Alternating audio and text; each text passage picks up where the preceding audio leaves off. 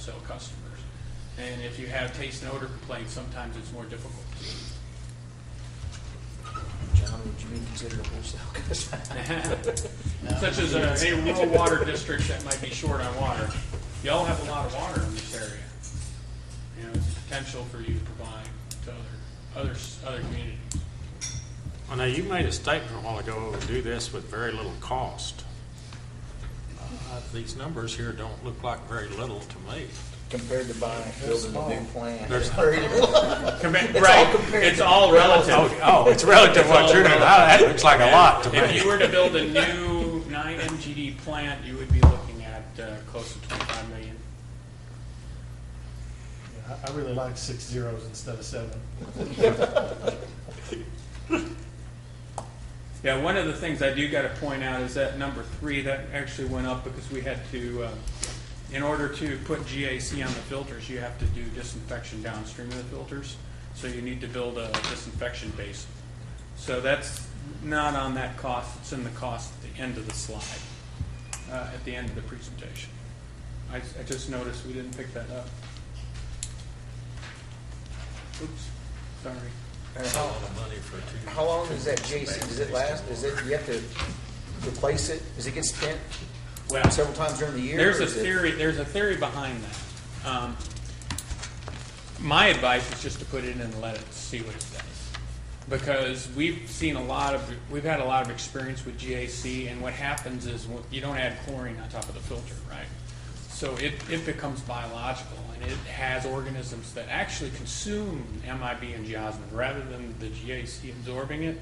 There is actually beneficial microorganisms that consume the taste and odor compound, and there's some communities that have just chosen to leave it in there, and they've gotten pretty good results on taste and odor control without having to replace it every year. It takes about 6 months for it to acclimate, but my point would be to just leave it in there and see.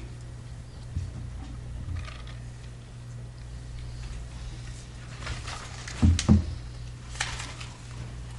think we have the same thing happen where Will it turn off, Steve?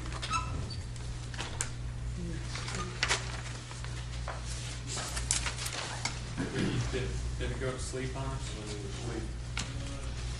I did.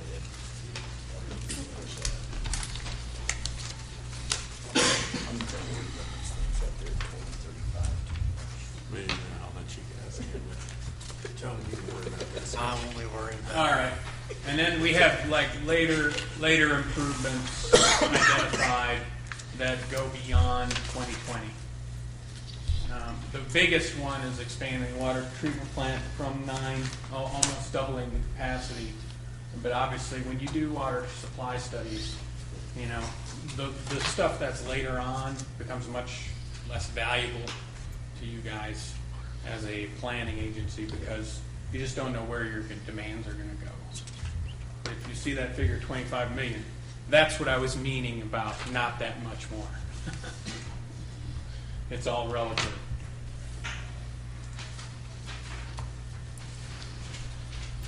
It's relative to 3.6 million, in case you didn't know that. So just to put it into perspective, there you see a timeline with the filter rehab and taste and odor improvements, and then later improvements, 2020, and most of them are, 20 years in the future.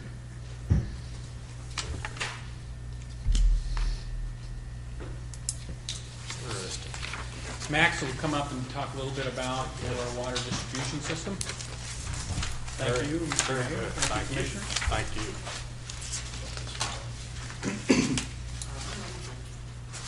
Okay, I'm Max Baldischweiler. I've talked to you a few times about the water distribution model that I worked on and promised you for this summer. And if I can get this to work, you might want to look at your sheets here instead of that because of the size of the text. But the model is complete. It's been calibrated. We've trained the staff on how to use it. We're using it we used it here recently on the new Windermere edition, the brand new subdivision. And we used that to model, that to verify the engineer and the planning engineer's calculations. But if you look on this sheet, you can see how many feet of different sized pipes that we've modeled, and also the water towers and the pumps. And we're using that to look at all sorts of different scenarios for the winter and the summer and the future for 2030. And I think I pointed out before that we, using GIS, we imported all of your billing zones. We put that into the model, and that's how the model looks to see where the water's moving in the city. So it's very accurate. It's been calibrated. We've broken out a separate section for PVC pipes as opposed to other materials such as ductile iron or cast iron for the older ones. And we've calibrated those using the pressure loggers that we had the city order late last year. And so everything looks good in the model, and the city is, again, trained and is using the model. So was those pressure monitors just temporary?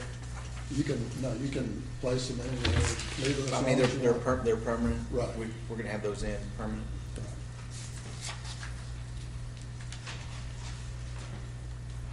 This is hard to see, but this is the aerial map of the city, and each of those different colored lines is a pressure contour. You can probably see it better in your handout, but you can see that this pressure contour map can be generated for 1 a.m., noon, 10 p.m., whenever you want to look at it. And it shows the pressure distribution in the city. And you might not be able to see it too clearly, but right in the middle of town, there's a small green circle that's 40 psi, and that's typically the lowest pressure in town. And we confirmed that with the city, but you can model it for different water tower elevations, different numbers of pumps on, high service pumps, and you can look at just different scenarios. But this pressure differential is not by design, it's just the hydraulics. It's just the hydraulics. It's just looking at how full the towers are at that particular hour of the day. We have that much pressure differential across town. And it goes up actually quite a bit higher than this if the towers are full. I have this modeled with the towers 26 feet in elevation, and the largest towers go to 35 feet, so I don't have it modeled all the way. Typically, we've had some high pressure issues with pipes bursting with higher pressures. So as maintenance activities continue and some of the older lines are replaced, you may be able to go up to higher tower elevations and get higher pressures in certain parts of town. You know, when you said inner city, this map, James, maybe you can see, is that like on Broadway here going up and all that, where all those old lines are and all that haven't been replaced for years? Mayor, where you've complained about not having water pressure when you live on Broadway Street, Yeah. the difference in the elevation and the topography is really what partly causes it. There are some issues with residential lines, but Pam and I know we get 40 pounds of pressure, and a lot of times if it's during a high peak period of time, 7 p.m. when everybody's washing dishes and watering their grass, at my house it's not 40 pounds, it's probably 30. Okay, so that answered my question. So, is this typical? Is this atypical? That's a good question. This is actually the highest flow that you've had in the summer, which was last year, 7.25 MTD. That's what's modeled in this map. So obviously the winter's a lot better than this in terms of keeping the towers full. What insights does this tell you, though? Is this good, bad, indifferent? What it tells you, I'll go through that a little bit on the next slide here. Again, this is the atlas with the aerial turned off, and it shows all the pipes. The red dots are PVC pipe. The green are all other materials, ductile iron, cast iron, concrete pipe, whatever. And this gives you a little bit of idea where the older sections of town, and actually the city has atlases that show the older pipes in town. But if I move to the next one, this is a pipe table that shows all the pipes. There's 1,300 some pipes. And if you look, you can see all the different hydraulic characteristics. And the one that I usually key on is the velocity. And if I see anything over 8 feet per second, then that's usually an indication that the pipe is undersized. So the city's aware that we can put together graphs and tables that show the pipes that need to be upsized in the future. You said, is it 0.8 or 8? 8 feet per second. So we don't have any, right? Well, this is on the low end. I should have flipped it over. I sorted these, but if I sort it from the highest velocities, you do have a few pipes over 9 feet per second. But again, that's the worst day of the year probably that you've ever had, 7.25 MGD. So you did all the primary this study last summer when it was, Well, we took the pressure readings The model. and the flow readings back in September of last year. The next thing you can do is look at tank elevations. This is the Wolverine Tower, and the staff wanted me to use this as the control point. I can control the 2 pumps in the summer, and I can say, keep the Wolverine Tower 20 feet filled. And the model will run it that way, and it'll show you how the tank elevation, and you can look at any of the 4 tanks, and you can see how they fill and empty during the day. And that has a direct effect on the pressure in town, but the staff can play with that number. They can fill up to 30 feet if they want to and see how the pressure is altered. And they can also look to see if there's pressure issues with the other pipe. So, but can you look at this and say, and determine if you need to put in another trunk, replace a trunk or something like that, or Yes, a different loop in, or? right. What I'm going to show you next is when we start looking out into the future and we look at these different scenarios for demands, one thing that we notice is that you're probably going to need another storage facility, either a tank or a tower, because your demand's going to go up close to 10 million gallons a day, so you're going to need additional storage. So the model can be used to find out where to set that tank if you want additional pressure, or if you want a specific line to feed that tank. You can move that tower anywhere in town and say, how does it look up in the northeast quadrant? How does it look in the southeast? You just move it around and say, just look at it and see how it affects the town. So that's the primary advantage. The other thing is you can look with these contours that you saw in the atlas, the aerial. You can look at the high and low pressure zones and determine where you need to have additional flow into that area if it's a low pressure zone, or if you need to have additional, one tower needs to be filled more than the others. And you can just manipulate the pressure zones that way. That's the big advantage of the model. So you say you can use that model to simulate different scenarios. Right. Is somebody on our staff can do that? We've trained Yes. somebody on our staff to do that? Yes, Greg and Steve and Rex were trained on it Okay. already. Good. And, the other thing is, when we look out to 2030, you're going to need a 3rd pump. You've got 3 pumps and one of them is standby. It's only there in case you have a mechanical failure on one of the others. It looks like to meet the 2030 demand, and again, this is down the road, but you're going to need an additional pump, same size pump, and it sounds like from the staff you have room to slip it in there into the building, and then you'll just pipe it up, and you'll have 3 pumps to operate in the summer and a 4th standby. And that's one of the main things that we've seen from the modeling, is that you're going to need an additional pump. Now, the targets for these are, you have a maintenance budget of $1 million, is my understanding. So as we look at different things in the system, pipes, old pipes, undersized pipes, additional towers. Additional tower is going to be about $750,000 for a 500,000 gallon storage. So you'd have to come up with some money for that.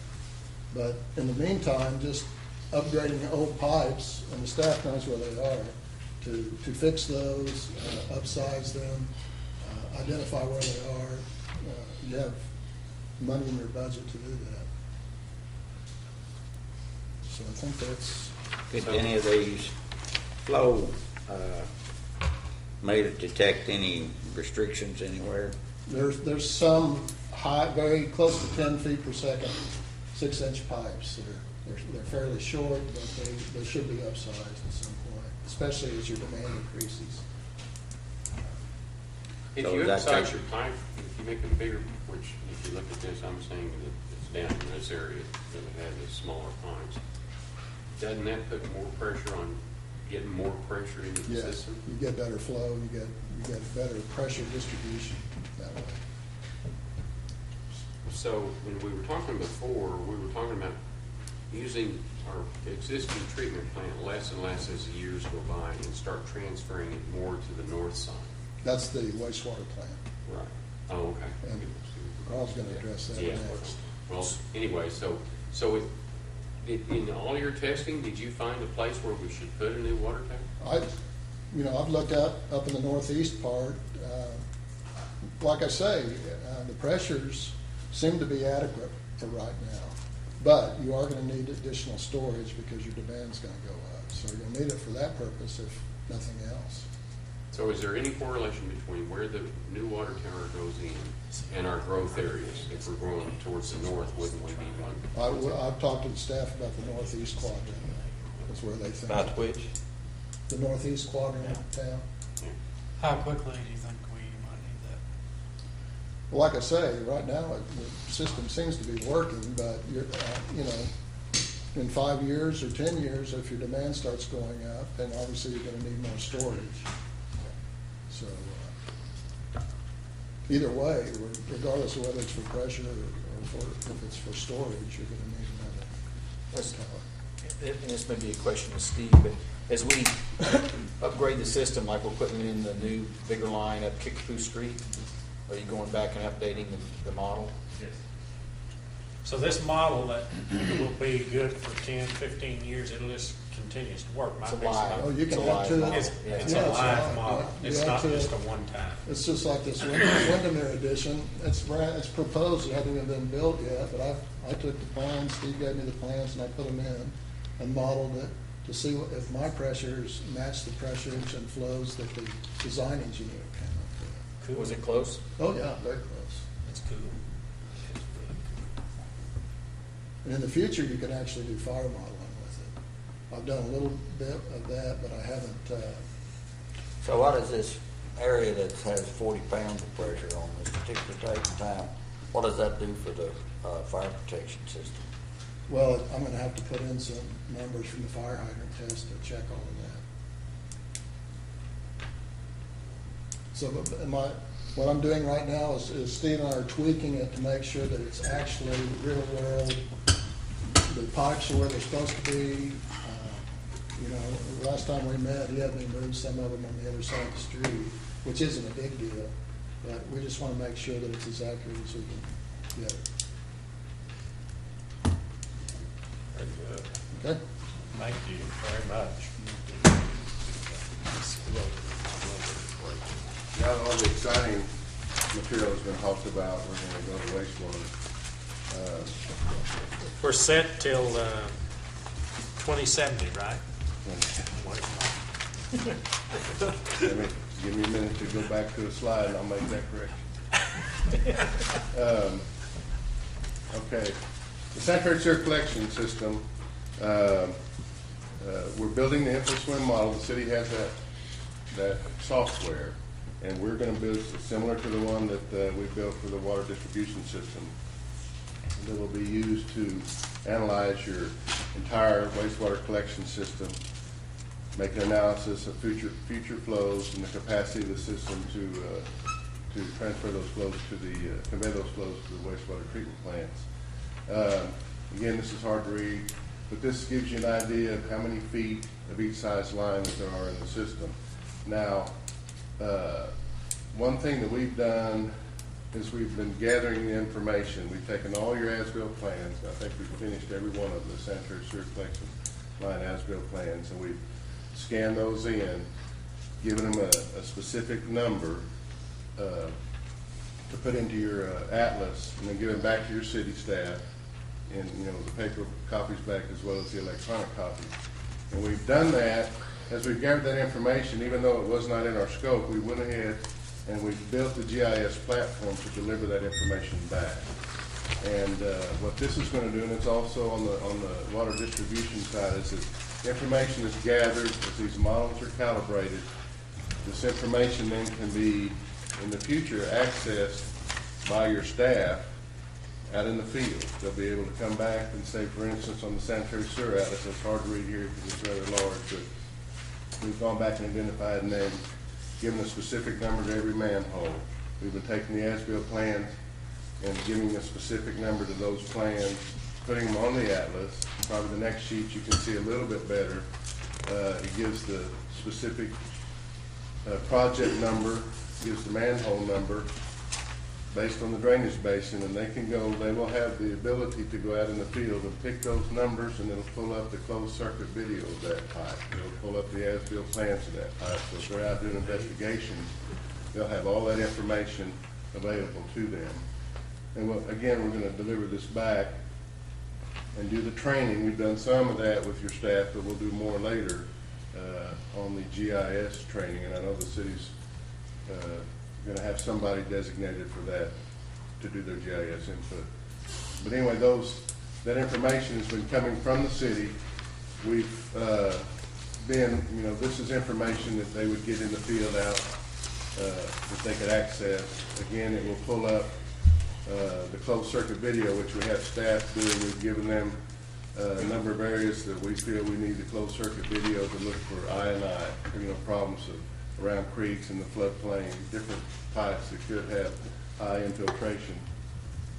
They'll be able, and so they're gathering that information for us, but those videos will actually be accessed by picking that line, and they can pick that video to see what was found at the time it was done. Again, these are just data tables that'll come out of that the city will expand on the number of parameters they want to put in there, and they can, when they're in the field, they'll actually be able to add that data. Again, as we're going through the plans, we're creating tables that are cross-referencing those plans to the city's plan numbers. So all the information they have on their servers now, they'll be able to cross-reference to the new numbers that we're getting and building the GIS system with. Is all this on this sewer atlas? Is this everything? I don't see much south of the river. Well, on that, there's not that much, but I mean, that's everything down to that, to the point. There's not a lift station south of the river? Yeah, there is. The map And doesn't, it's in the system. It's just that it gets so big, there's nothing. the map doesn't, He just didn't show we it. didn't show that part of the map. Yeah, we tried to get as He much just gave us visible a as we small could. map. He said it's in the system. But another thing we've done is we've gone out and we identified, based on your plans and atlases and on the firm maps, the FEMA flood maps, all the manholes that lie within the limits of the base flood elevation, within the 100-year flood. And we've gone out and there were some 380. We actually shot rim elevations on 80% of them. And the other ones we couldn't find, and so staff is out locating those, and we'll go back and shoot those. And this is just one of the areas, one of the basins, but you can see on there that the red line is the base flood elevation, and the manholes are shot. You can see the number of manholes in this, just in this basin, that are below the base flood elevation. They should be a foot above. So there's some problems, could be some problems there with I&I, just when when we have storms, major storms, if the flows get up, even if it doesn't get up close to the 100-year, there's a lot of areas where we could be getting inflow on those manholes, and so we'll identify all those. They'll be in the GIS system. In the city, you can just go out, and that'll be one of the things that we do on the long-range plan, is to raise those manholes up above the 100 year. This is just a legend that we've been working with, and we get given to the city staff, areas that we want them to go do the closed circuit TV. It's showing just different sides of line, different information that we're sharing with the city as we develop that, and they go out, gather information, and give it back to us in various formats. But basically, as the more information that we get, we scanned in all those pipeline plants that the city had, but it was only about probably 40%. So the rest of the system, until we go out and actually get in it and look at it, or have staff find it for us and give us a measure down on the manhole, say, for instance, that the model will get more accurate with the more information we have, because on some we have to guess based on old atlases and old information. So that's ongoing, that's happening with your city staff. And as we get that information, they're giving it back to us. Again, like Mike said, on the water side, you know, you're budgeting about $1 million to $1.5 million a year now for pipeline rehabilitation replacement. We'll go back, as we put together this plan and the GIS platform and information that they have, that money will be spent in targeting the problem areas. We'll have a lot more information to go in and maybe do a point repair instead of a full corridor pipe bursting, so we can stretch the dollars farther. We can look at the manholes that are below the base flood elevation and get those up. And the key is to reduce the I&I, especially at the south plant. But that's information that'll be ongoing. I mean, this model is it's a moving model, more so than the water distribution model, because there's so much information we don't have yet that we're gathering now, and it has to be shot. And the elevations and the grades of the pipes have to be brought back into the model. So it'll be refined as going forward, you know, and when we turn it over to the city, they'll be able to have a plan then to continue with that data entry and gathering that together. Now Tom will finish with the wastewater treatment. Yeah.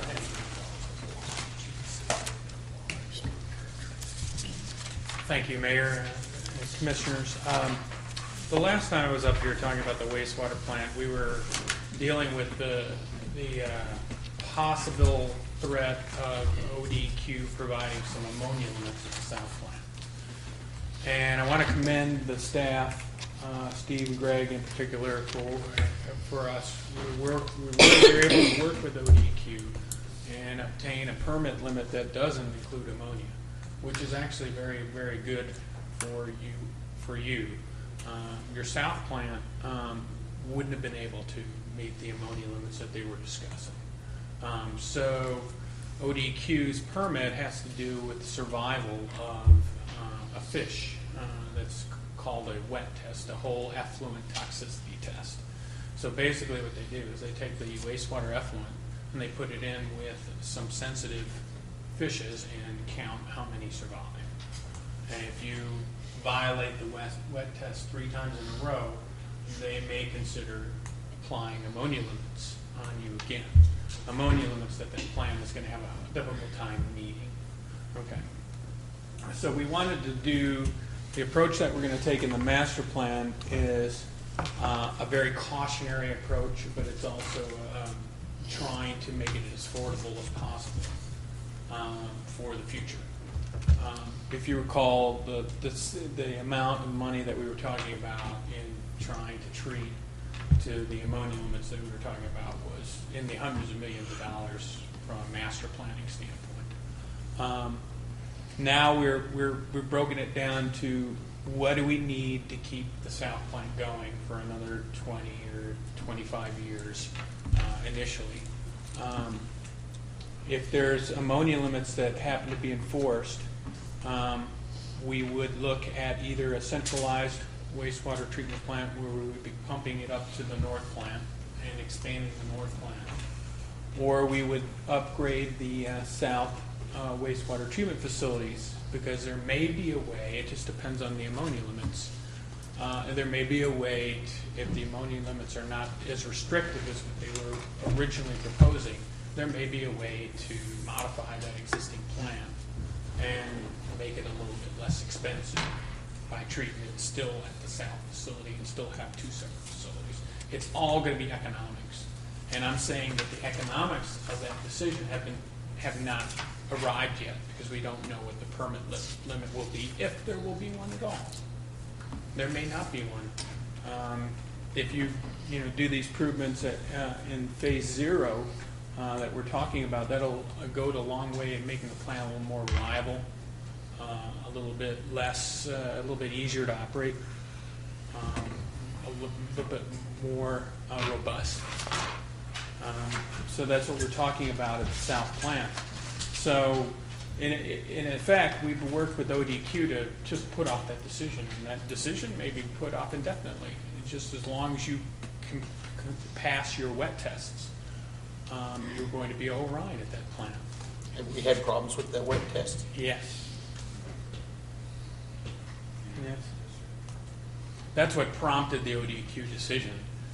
Was we're gonna you guys failed your wet test. We may put an ammonia limit on you. But the conditions in which the wet test was failed was, we think, due to an upset in the process, and was an isolated event. So it's been passing the wet tests ever since then, for about a year now, right? Yeah. And so we managed to, let ODEQ know that we're performing, and they were able to provide us with a permit that was just performance-based rather than ammonia-based, which is great.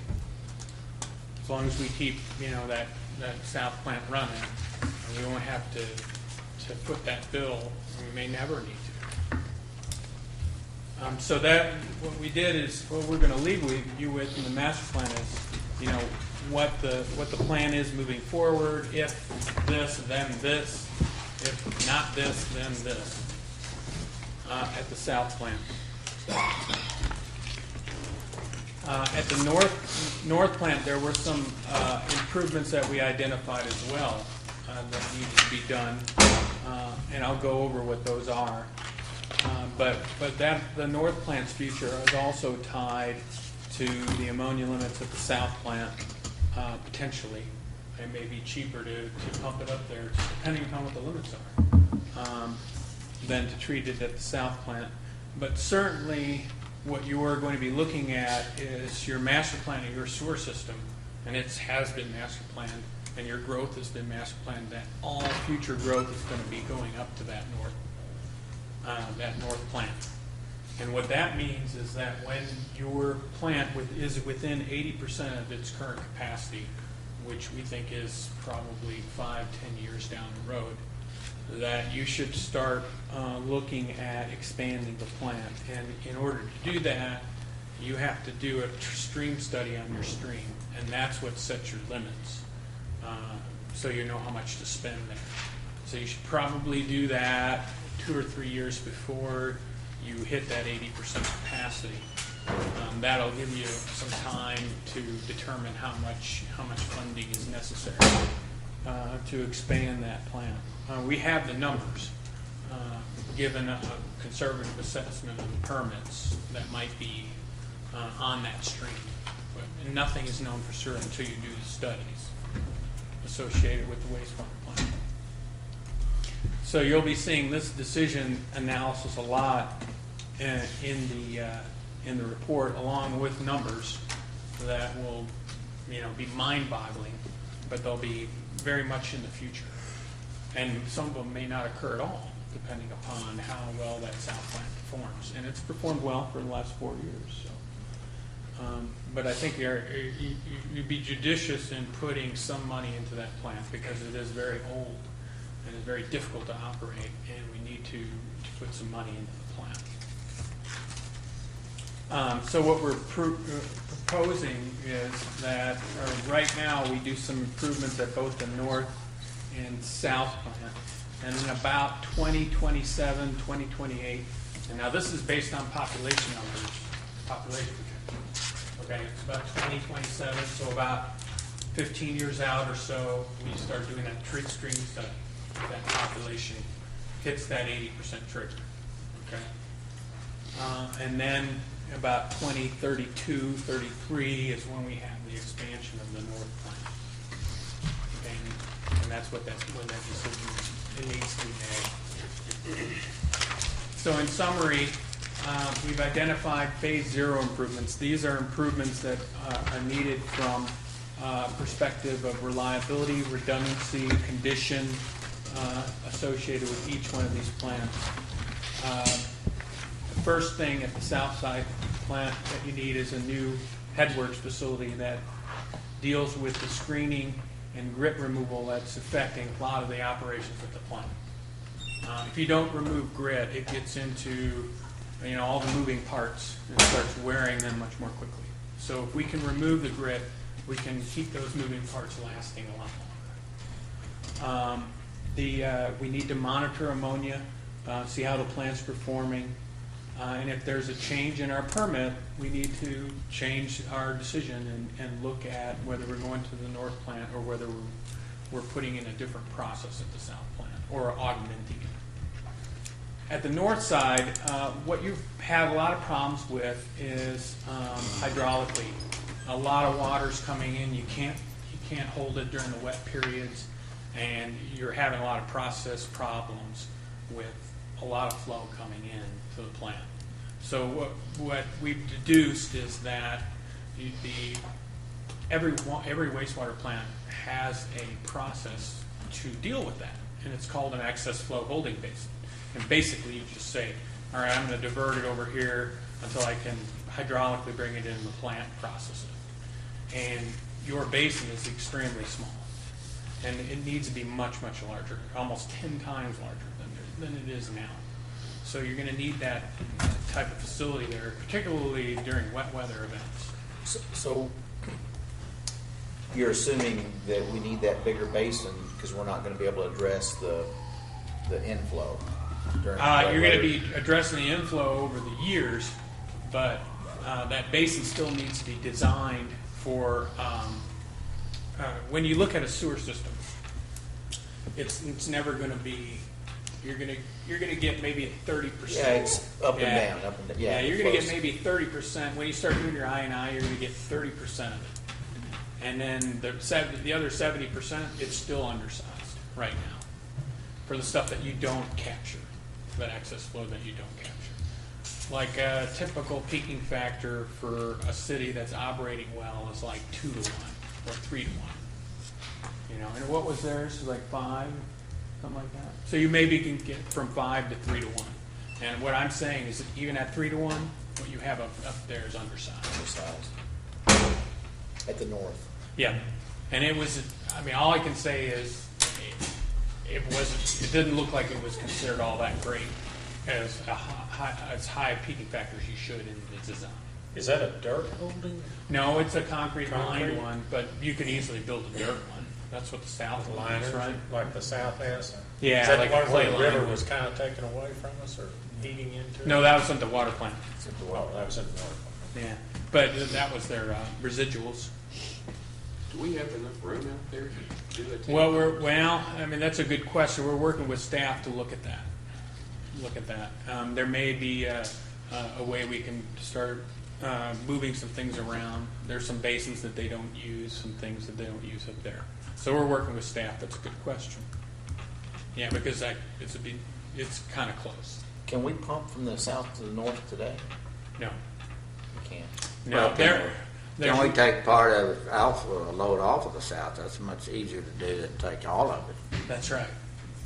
That's right. What kind of security system improvements are you talking about? We're talking about video cameras, card scanners, locks for the maintenance buildings and the admin buildings.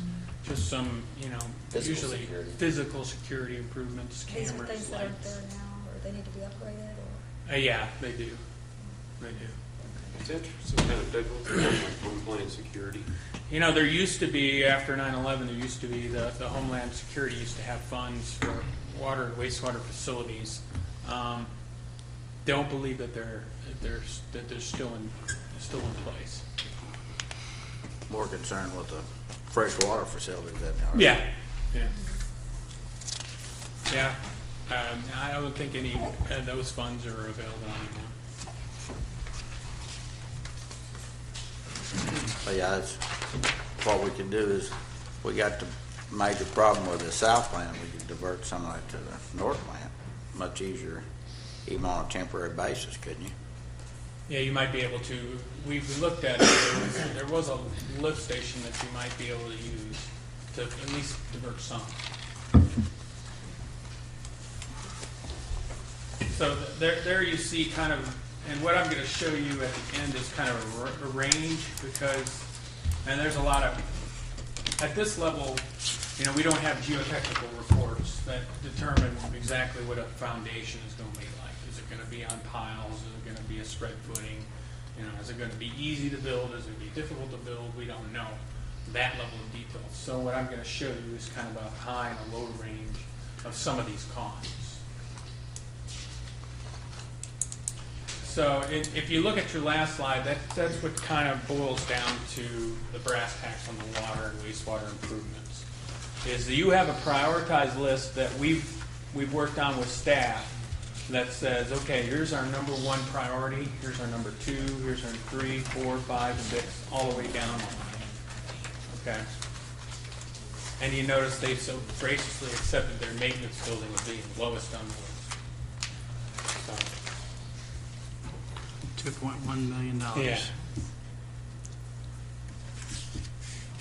And so there you see kind of in order of priority of what we'd recommend we do.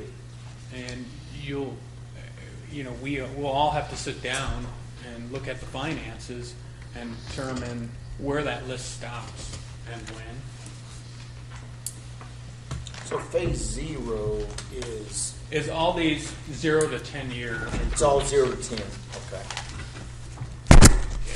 Which is, we're able to identify the most now because we're, closer to 0 to 10 years.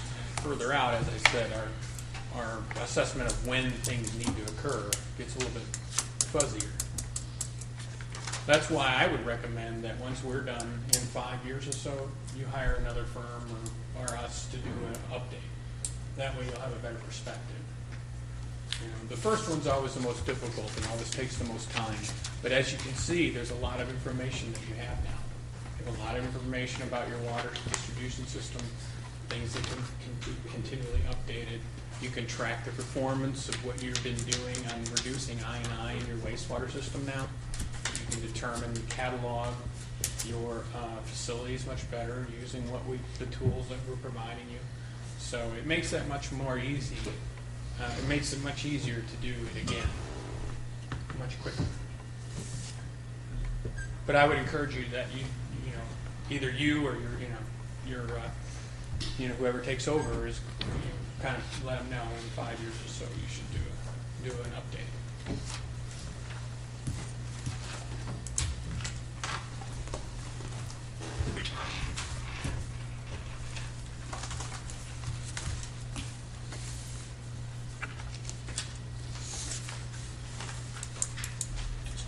That Headworks facility is a pretty big ticket item. It is.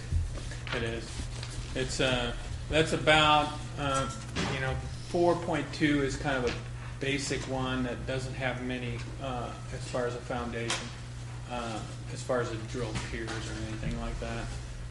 These are wastewater equipment is typically more expensive.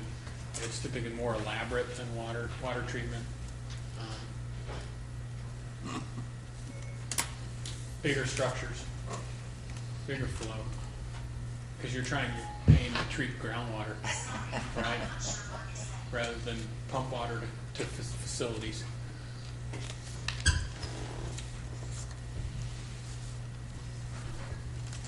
It's not the good old days where you could just put that groundwater back in the river. That's right. Yeah. I guess the question I have is when you look at spending $4.2 million, $6 million on the south side,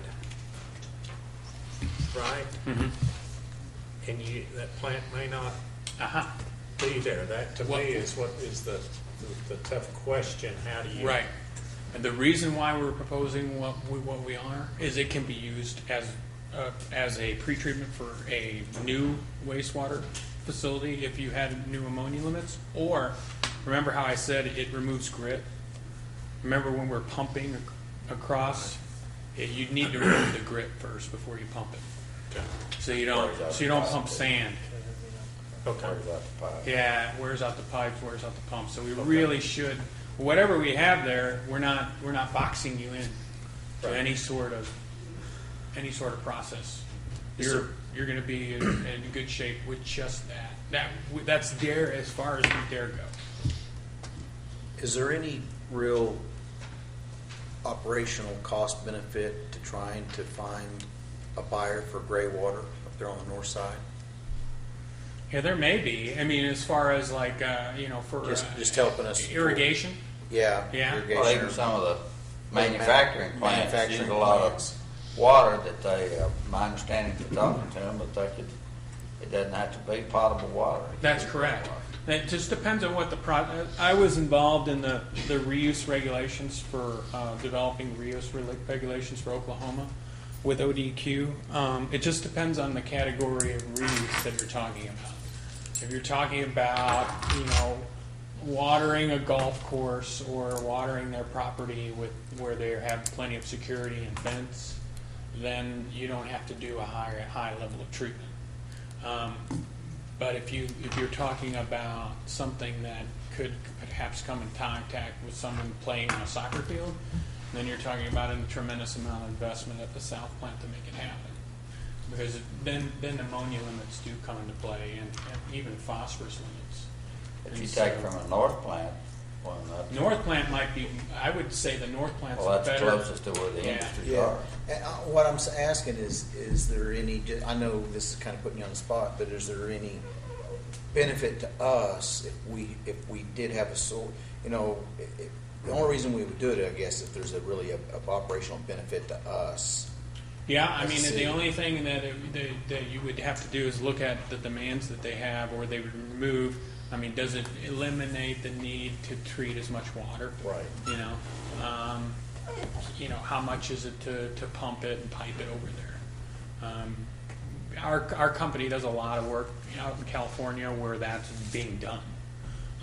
But water there is like, a lot more expensive because it gets pumped over the mountains. And so the economic driver is there for them. For you, I'm not so sure. If there's a golf course that's right next to the wastewater plant, yes. Like Oklahoma City does it now with their Deer Creek facility. There's a power plant that's right next to it. But when you start talking into pumping and conveying facilities, then it becomes very difficult. Unless you're going to go to Atoka and you're going to spend money to do that, which you don't have to do. See, Norman might have to do Well, that out type of of stuff. Thunderbird, there's 5 different cities that get. That's right, and Norman's only one of them. Right. Does Norman process all the water for those cities, or each one? No, each one has its own water treatment plant, and they deal with taste and odor worse than you have. Dirty bird. Yeah, and dirty bird. Well, thank you. Well, yeah, and hopefully Excellent. we've made it really easy for you to make decisions because we've ranked them and prioritized. Yeah, this helped. It's Uh, good. Just a money question. Typically, how much do we have coming in a year? Now, I know we're going to lose potentially $250,000 one account coming in. A lot of the things that they're showing up there, and we talked about this a couple of weeks ago, was we really wanted phase 0 to be a pay-as-you-go type of plan, where we're not looking at large capital improvements. I mean, we probably are putting $2 to $4 million back into the infrastructure now with these new water rates. So if you look at the total amounts that are there on the sheet, over a 10-year period, it's not that insurmountable. So without getting into the technical details, that was our goal for this first phase, was to try and get some of these, I'll call them nuisances, or just little things that we needed to get done that'll improve our operations done now without having to go into a rate structure discussion.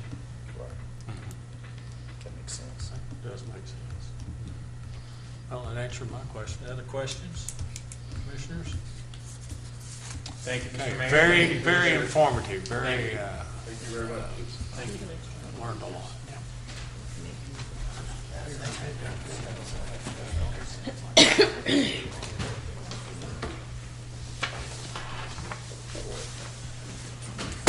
Okay. And I guess we will move on to a work session to discuss capital projects.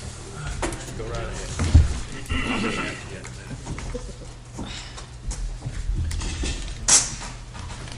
From dry and technical to the planning side, but nonetheless, planning for the future of the city. Well, that's deep. I was just going to put the sheet out to commissioners and then not do a PowerPoint, and I promise it's just a couple of slides.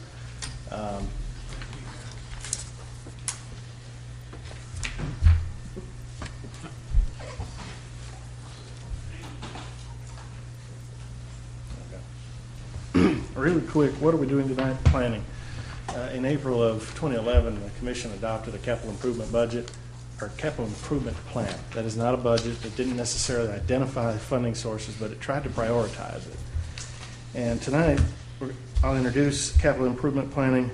We'll talk about current available funding, current debt service, and current adopted list of projects. And know that this is like our budget. It's a working document. So things change sometimes either because, we have a roof leak or a sinkhole or something along those lines. But this sets out a plan for us. Why do we do it? Really simply, some simple things. But as I understand it, Shawnee hadn't had a capital improvement plan of sorts that I know of, that I've been able to find, or that any of us that work here at the city know. So in 2011, when we did this, it was a large number, but we felt like we needed to do it as set out a plan. Helps us focus on community goals, helps us stabilize finances, helps us better with pay-as-you-go strategy. If we know what those projects are, we can plan for them pay-as-you-go. It forecasts the better financing options with other projects and cities. We partnered up from some of these projects with the county on some roads out at the lake. We partner up with the tribes, as you'll see, with some signalization and some resurfacing and widening and improvements and bridge repairs. So having this laid out there, we know in advance what we're going to be going after, and we can partner up with those folks. But it encourages citizen interest and participation. Tonight is what we've done. We're going to need to go into the future and talk about projects. When we do that, we'll have meetings like this where the City Commission can invite public comment. It improves departmental administration. Something simple you would think as a water line that needs to go in while we're doing a road project. When you know that we have issues like now we have some of the modeling and some of the issues, we know we have institutional knowledge where we have repairs that need to be done.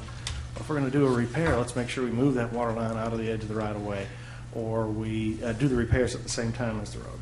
So, improved project implementation. All these things seem simple, but I'll go into them just because I really feel like it's worth mentioning. Better scheduling, cost estimating, orderly system of debt administration. I'm going to show you a slide in a minute that talks about where we are with our debt service and how much is left over out of that third penny for things that we need to do. And as those drop off, we need to be looking at these capital projects. So it gives us a much wider breadth to be able to look at them. Everybody knows what those projects are going to be.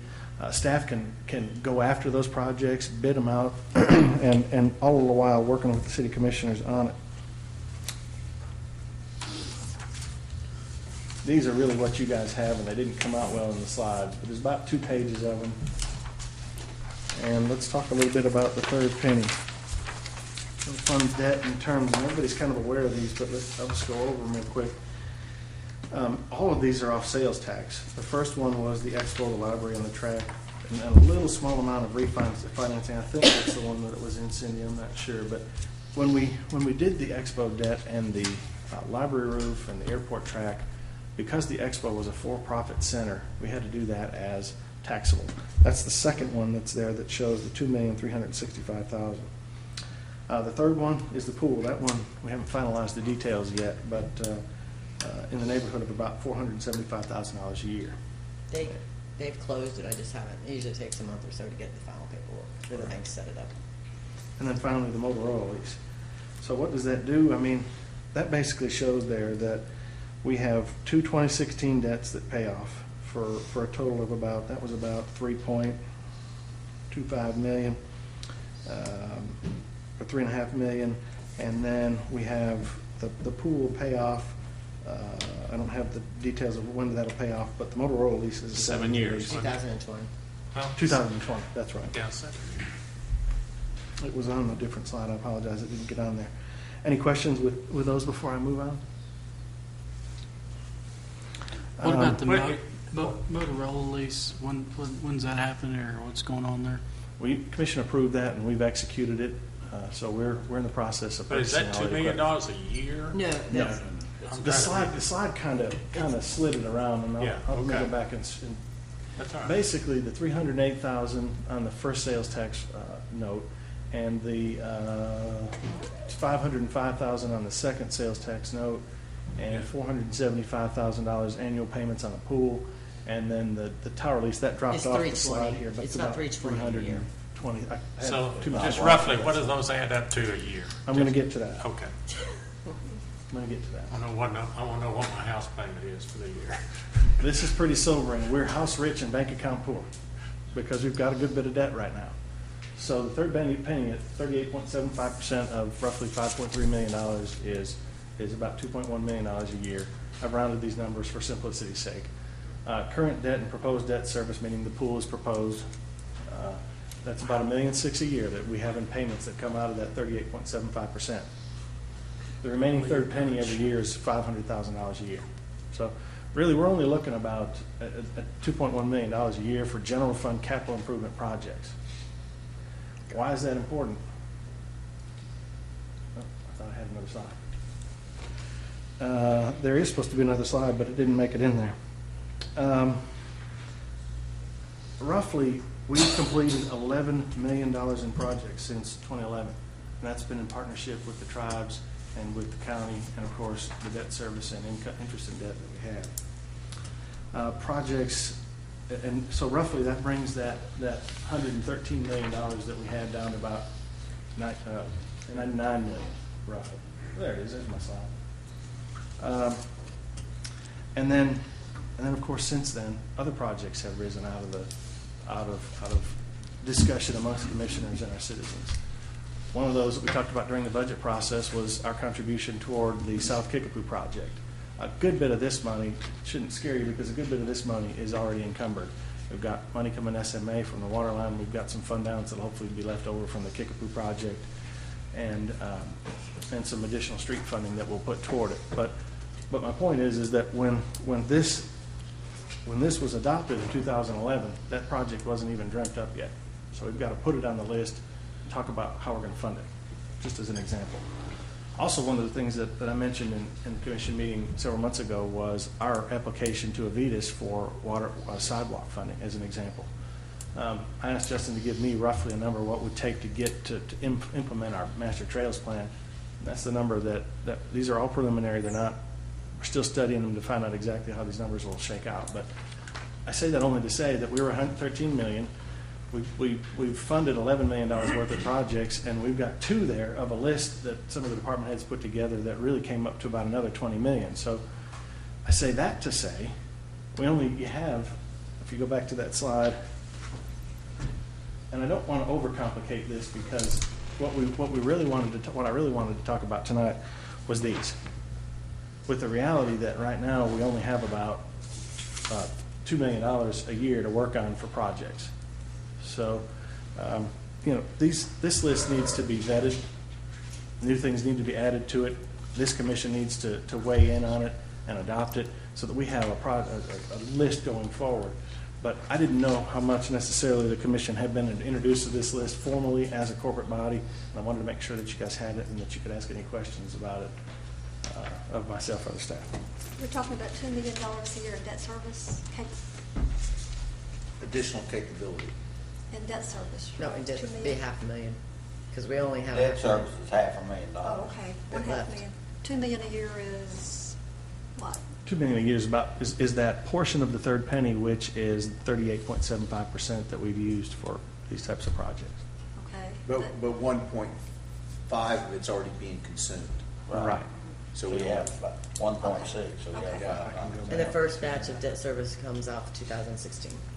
Still have There it is, $500,000. Commissioner. I mean, that's roughly $1.6 million right now is committed out of that 38.75%.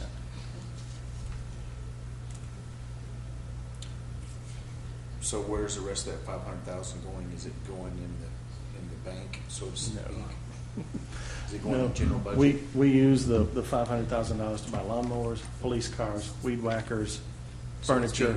It's already being spent on general stuff. if you look at our budget as we went through the process, it's the stuff we need every year to, it's not gas, it's not people, it's not So strictly. if we decide to take on another capital project and use that as, to service that debt, then that's gonna take 500,000 away from that other stuff that we're spending, so how would we fund that? Because I imagine that stuff is gonna continue. Right. Right, I mean, that's been the That's the discussion. reality? That's the reality, yes, sir.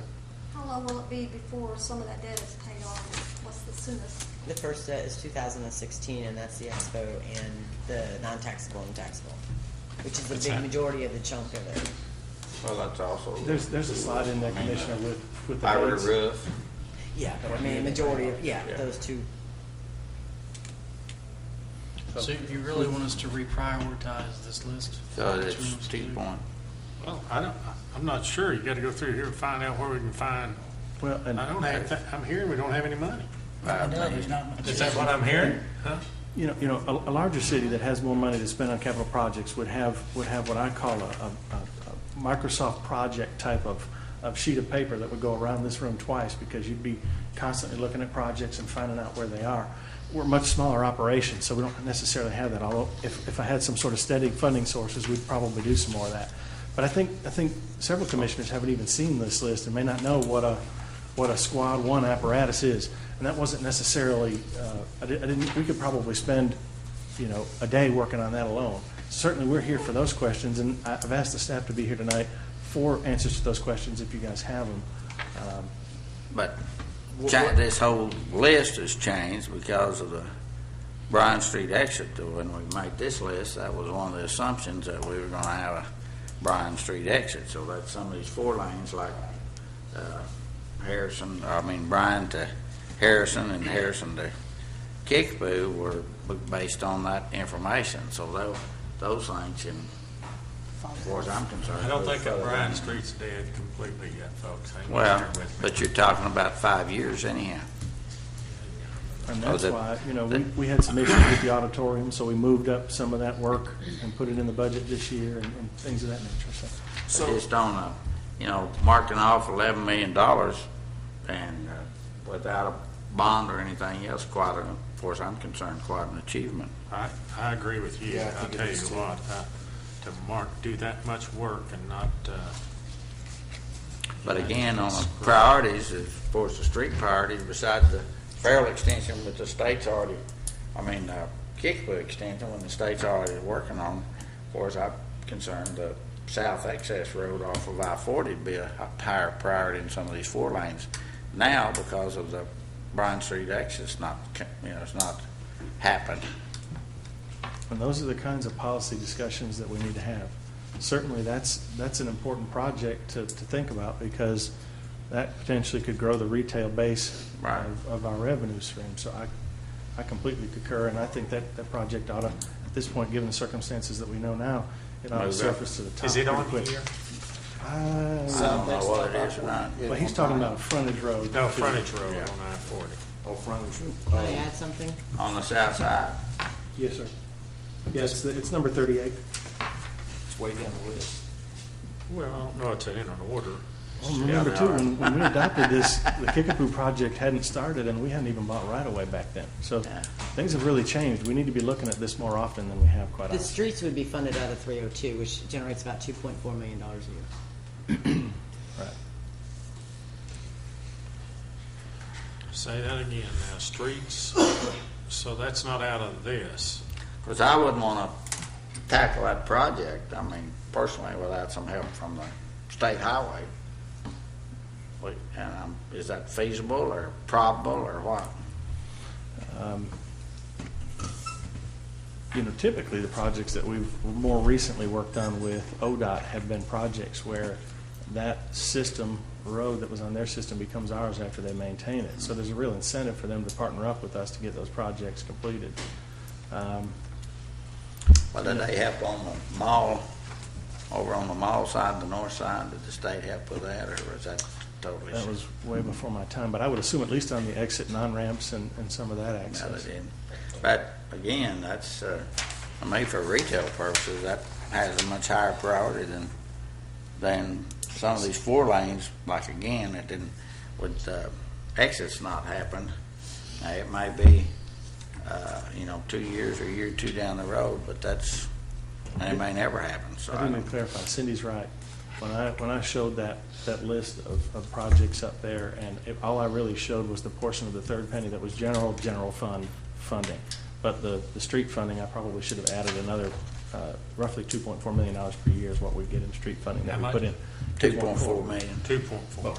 We do a lot of maintenance and repair with that money. Asphalt overlay, Right, on existing Concrete. roads. So placement that's, of panels. you can't dedicate the $2.4 million Right. directly towards some of these new capital projects. Well, what I'm saying is like I was in hopes when we did the bond issue for the library and everything else, we'd have money to go ahead with, wasn't it emergency fire vehicle of some kind, wasn't it an update Yes, sir. emergency fire vehicle? Wasn't that part of the plan? It then? was. I think what we basically ended up doing this year was we funded it out of the third penny, out of that That is leftover correct, because the 500,000. loan, if you remember, the airport track came in a lot higher than anticipated, so that kind of ate up the apparatus. I know, but there wasn't a fire vehicle in that we couldn't fund then? Yeah, but we put that in the capital budget, and we're taking it out of additional monies. So how long is it gonna take to get that replaced? It takes anywhere from 6 to 9 months to get the vehicles. I'm sorry, what? 6 to 9 months to get any vehicle, like the fire apparatuses. So do we have enough money now to do that? Yeah, we're going to be ordering one. If Drew hasn't ordered one, I can't off the top of my head. Cindy, we took some money from last year's budget and we added some money to it in this year. So you have Yeah. you hope you have the funds, huh?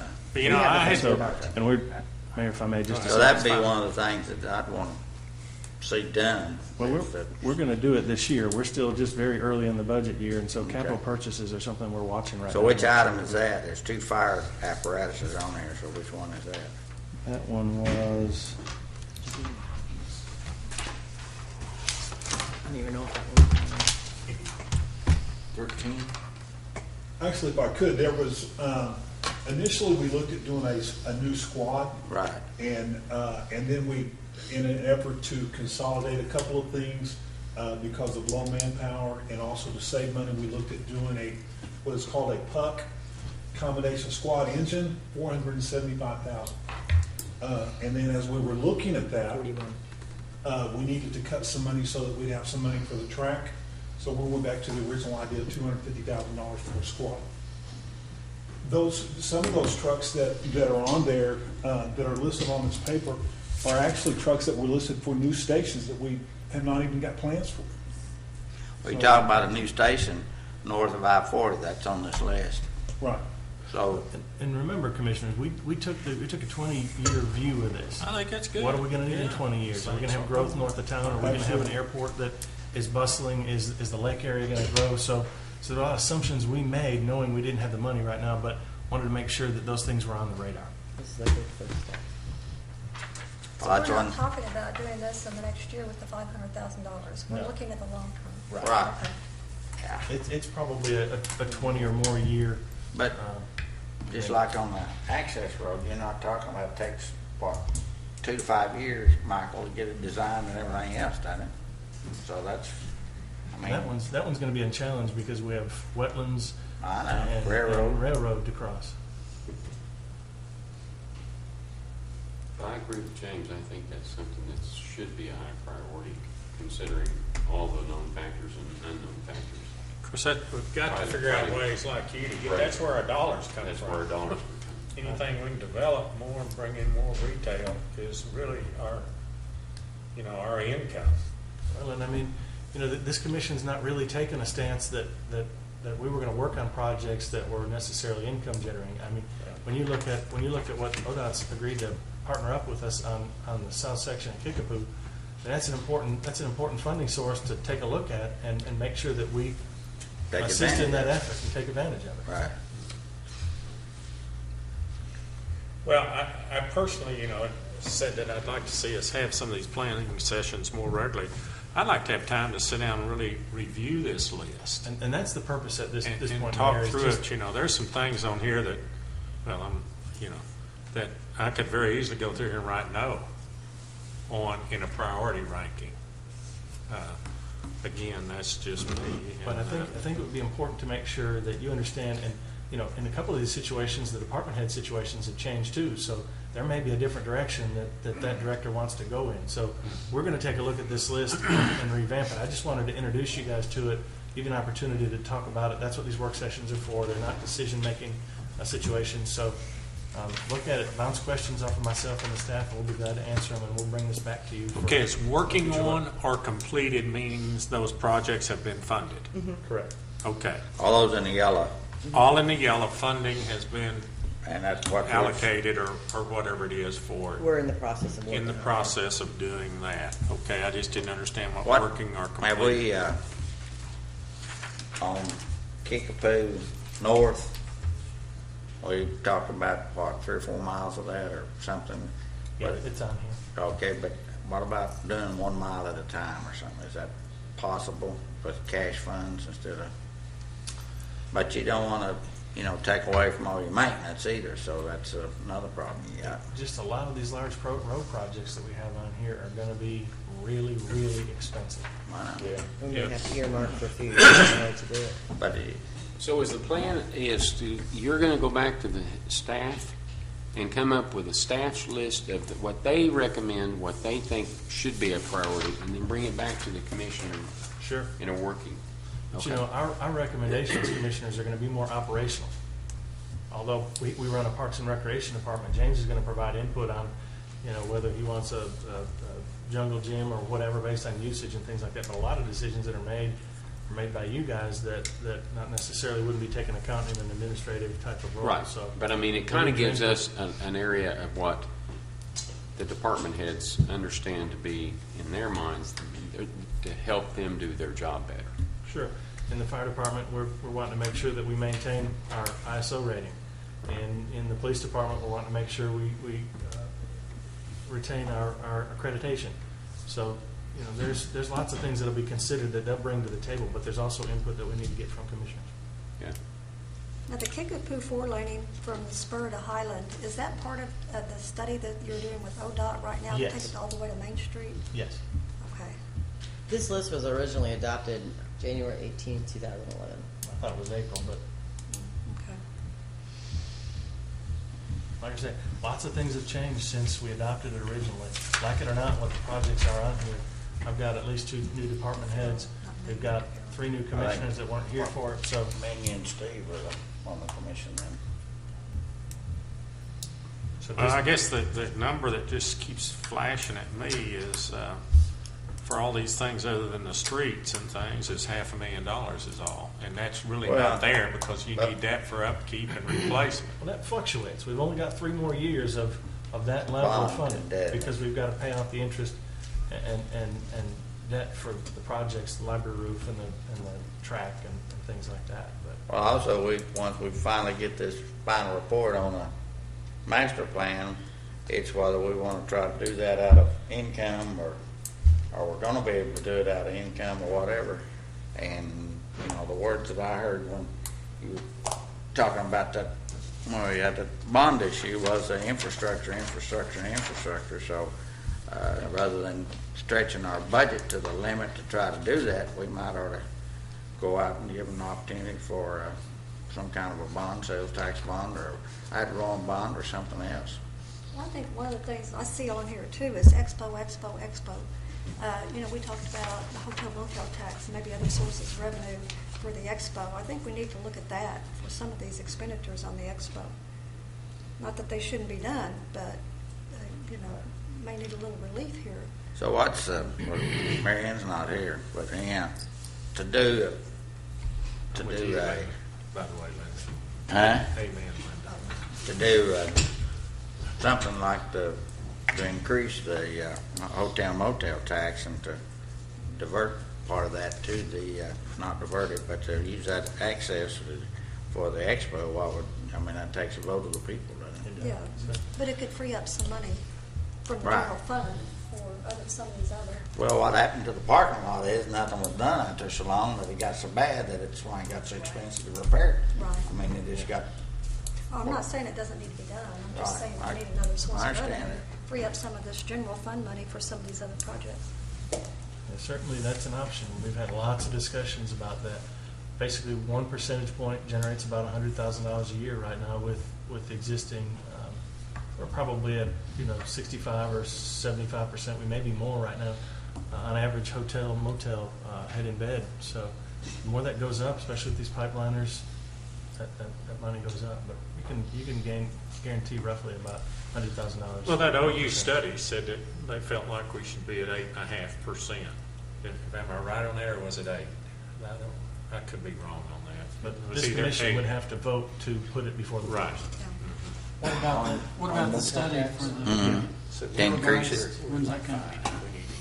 I assume anytime, John. I have not talked to Bill since he was in town, but Does he recommend something like that? Was that what his thing was? his was more an organizational audit. Right. It was Not not. It was not necessarily what he recommends for financing. Well, I think we have to explore all avenues for income too. We've talked about some of these things, and we Well, that need to look at expo that. generates a lot of that heads and beds at the hotels, and Well, let's see, we're giving them, let me just ask you this question, since this is discussion. Let's say we're spending $600,000 a year out there. You're good with math, Cynthia. At $30,000, it takes $1 million in sales tax sales. So at giving them 600,000, what's the math? Is that like 180 million generating, or I'm not good with math? I don't know what you're exactly trying to have. he's saying how much, 1.8 million. How much sales tax, how much dollars in expenditures has to be had in order to generate $600,000 Well, how in much? sales tax? 600,000. Well, it's 1 cent per. About $3 million per 100,000. that's about 10 million. 12 million. Be hard to believe to get that, bring it that much. Well, I think, I've done all that RV rally out there, and I went out and talked to them. There's 300 or 400 and some RVs out there, and each one of them, two people, at least two people, that's 600 people, and they packed that. You think they spent $1 million in town? They spent a chunk. So I saw them at the restaurants and out at the mall, and every one of them, that's what I do. I pull a car. And you gotta have gasoline, you gotta have, even if you cook. It's a lot of things, yeah. Yeah. Well, I just think that's some of the things we need to discuss, as we go through some of these things. Figure out some way to get some of that money from gasoline tax. As it goes on the highway or into the state. We can Well, I figure think out that's some a way to get that. percentage, and when gas goes down, we get, there's less money to work with, right? I guess, Commissioners, I would say Okay. the flip side is, I've talked to Mike about having some information come in so that we know how much that place is generating. But I think the flip side question is, if it wasn't there, what wouldn't it be generating? Nah. So we need to actually get in there into those details and find out how much that facility is drawing people to our community and how much they're spending. And it's been a number of years since we've done any kind of a Study. test on that. I personally think the county ought to come forward on some of it too. And I'll Well, say I- that publicly because, in all honesty, that's a Pot County fair, not I know, Shawnee but that's fair. just one event. Yeah, but there's a lot of things. I'm sorry, I don't disagree with you. I'm just saying that's just one event, but they get a 1 penny sales tax out of their sales tax it generates. That's right. And I've talked to a couple of them about it, so. Okay, so anything else on this matter? Any more discussion? If not, then we'll move on to item number 3. Discussion of applying for an Economic Development Association grant for a sewer line to the North Airport property. Well, I'm the one that asked that to be placed on there, and I've been discussing with Justin and Pat McCormick and some of the others involved in writing grants and so forth. And they've kind of indicated that your possibilities of getting a grant without having a prospect or industry or something is probably pretty slim. So I just say we just table that till we, I don't know what's going to happen on you know, in the future on some of these things, but, we need to, that's one thing we need to think about is trying to get sewer out there, because that's 200 and some acres that we're not taking advantage of, other than, I guess, what the gun, does that include the gun range or not? Yeah, the gun range is out there, but it's on a septic system. I mean, we've But estimated roughly. To get an industry out there, you're gonna have to provide some services out there and an entry and stuff like that, so. What kind of money are we talking about? Do we have a wild I figure? think, and this is, don't quote me on this, and John's out today, but I think it was in the neighborhood of about $1.5 million to get sewer to that property. Right. Now, we're talking about going across the airport property. We're just The talking, sewer line. we're talking about the old airport. Old North Town. No, it's a Okay, the town. old John Co. thing. Yeah. Yeah. Okay. Well, it's a good piece of land, but if, if people are out looking for something immediately, then it's not there. And It's not available.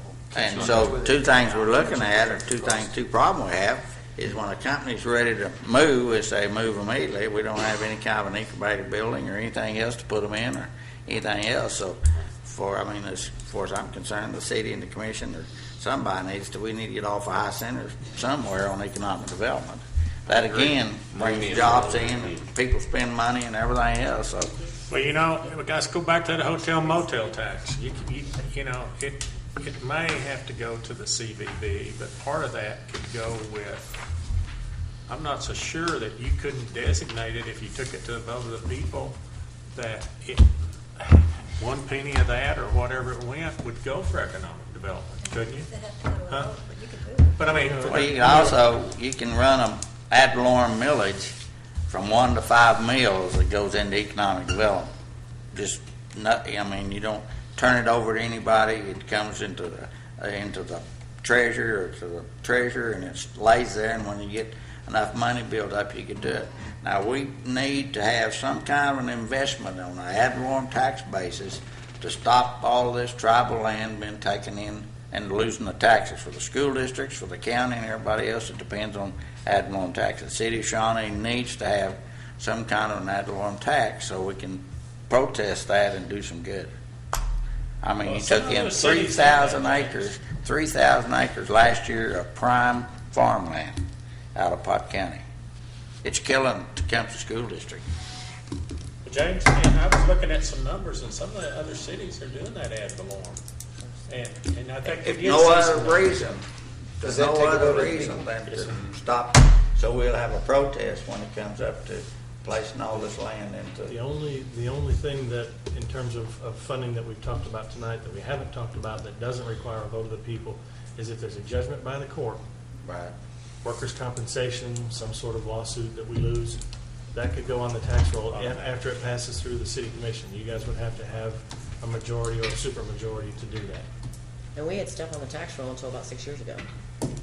Do it. February- Yeah, we had an ad February- valorem tax, and February it was 2009. paid off in between, in between city managers, Yeah. when Phyllis was a city manager, Well, interim city manager, it paid off. Yeah, but I'm serious now.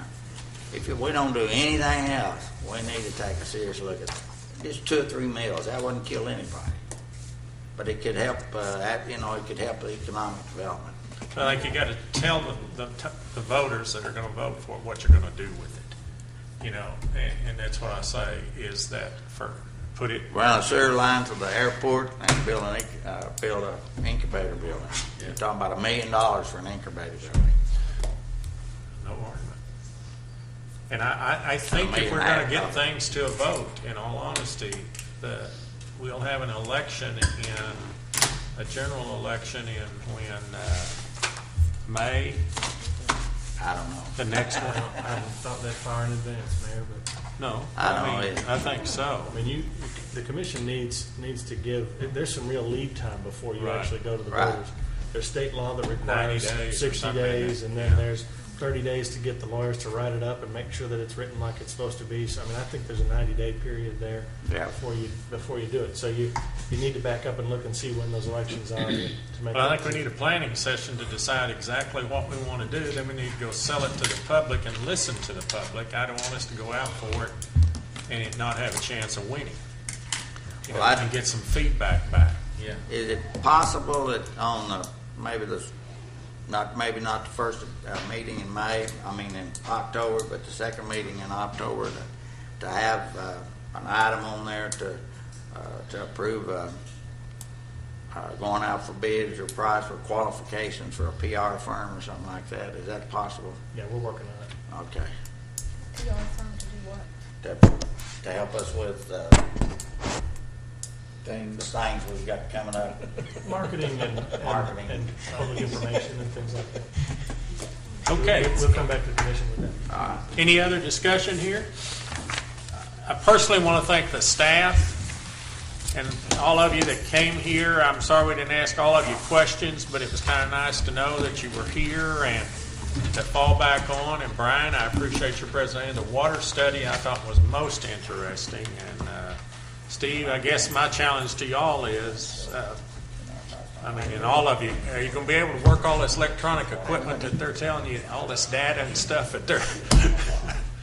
I commend you for that, and thanks to you commissioners for showing up here tonight. And we have a commission meeting next week, but when you stop and think about it, we're working on the future for 30,000 people here and making decisions and trying to do it. And you all are to be commended for being here, and thank you for your effort. Chair will say